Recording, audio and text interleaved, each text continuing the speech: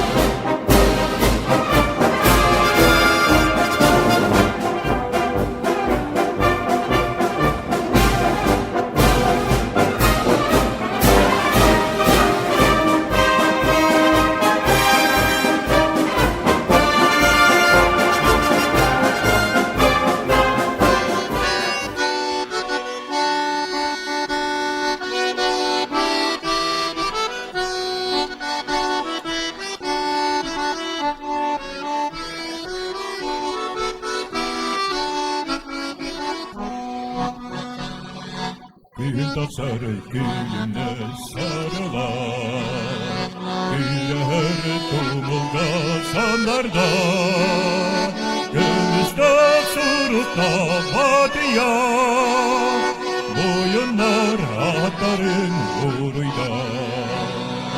Varavay batıya,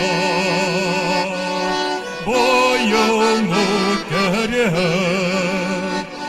Teşbih kıyıbıt, melete bulukun, melete bulukun.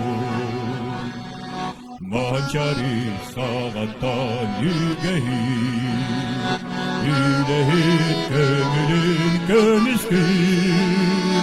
Dert karadılar görelim, varavay vadıya gülümdür.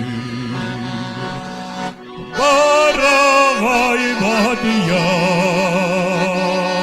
boyumu kere. Teşvik kıyıbıt, belete bulukun, belete